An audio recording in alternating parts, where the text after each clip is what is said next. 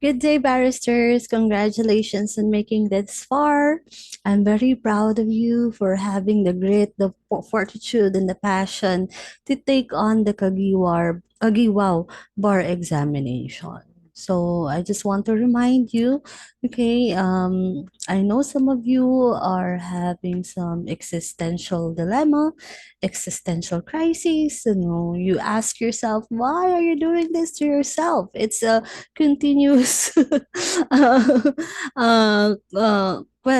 continuous questioning of our own decisions. But then again, take note, you've had 4 or 5 years of law school, right? It has also been very tough to finish law school in itself. Imagine spending most of your precious time away from your family just to be able to learn all these concepts of and all these laws, jurisprudence. So basically, everything you need to know about the law, you already have in your head, you already have in your heart, because 5 years of readings is not something that uh, we can just easily uh, take out of our mind, right? So, what I do remind you is that those 5 years or 4 years were very crucial in molding you to reaching this far. So, uh, all there is left to do, of course, is to trust yourself, trust your teachers, and trust the process. The bar exam is not here to make your life difficult. The bar exam is here to culminate your law journey and to begin the realization of your lawyer dreams. Okay? So do not be afraid of the bar exam. Take the bar exam head on with, of course, the knowledge, fortitude, experience that you have gained from law school and from your teachers. So, being one of the first bar exam passers who had to take it in the new system, which is the Exemplify, here are a few reminders that I want to tell you. So, me in myself, I've always been very visual. So when I was studying, it's up to you actually. You don't have to change your study habits now. But when I was studying, I would actually write down provisions of the law so that I can remember them.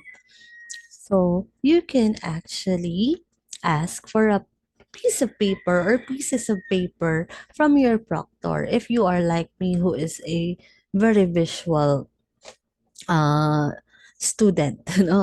So you can actually ask for a piece of paper. For example, when I was taking the civil law exam, there was this question about a builder in bad faith, builder in good faith. So I actually created my own personal table about builder in bad faith, builder in good faith, and or both whatsoever. So I asked for a piece of paper. And then I was able to remember what were the requisites and what were the rights of a builder who is in bad faith. So I was able to adequately answer that question. So if you are like me and when you're studying, you're very visual, it would help if you ask for a piece of paper from your proctor. They have prepared actually for that. And you can use a pen if you want to. Second, second is that um there are going to be difficult questions, but I hope that you will not spend precious time and dwell on these difficult questions to the detriment of all the other questions. What I do suggest is you read all the questions first and to try to maximize your time on questions that you can confidently answer. If there are questions that are difficult, you flag them. Okay? So that's another option you can do in Exemplify, to flag the questions to remind you that you have not answered that yet. Okay? So you flag those difficult questions and just go back to them. But remember to go back to them, okay? Do not leave any question blank. That's a big no-no. But you can flag these questions so you can be reminded that you haven't answered them yet. Okay. First, focus your attention on the questions that you can confidently answer. Once you are done with them, with those questions that you were able to confidently answer, you go back to the difficult questions, because answering the easier questions first will save you so much time, so that you can focus more time on the difficult questions, and then will leave you more time to review your answers. Okay. Number three. Another thing that I want to share with you is that there was this moment during remedial law where I couldn't remember the answer for the last question. One question. I flagged it. It was not the last question. It was in the middle, one of the middle questions. I flagged it. I did not answer it because when I saw that question, I was dumbfounded. I was like, oh, this is so complicated. So I flagged it. And I finished all the other questions first, the easier ones. So when I went back to it, I still couldn't remember what was the answer to that question. So I prayed. I said, Lord, this is the last question I'm going to answer for this bar exam.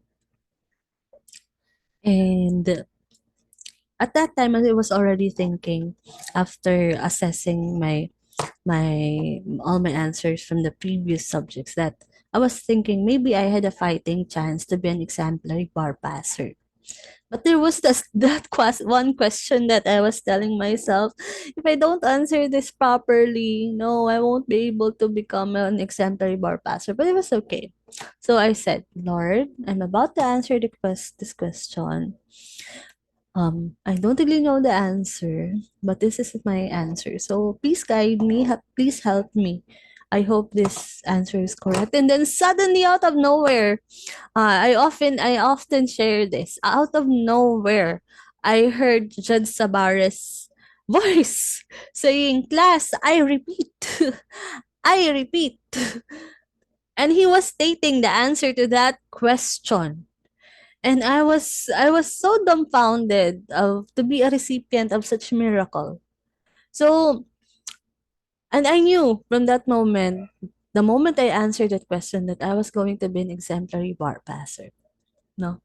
Why? Because prior to the bar exam, I was not ready. Okay, I felt I was not ready. I had existential crisis. I had half a mind to go home and just take the bar exam the next bar exam.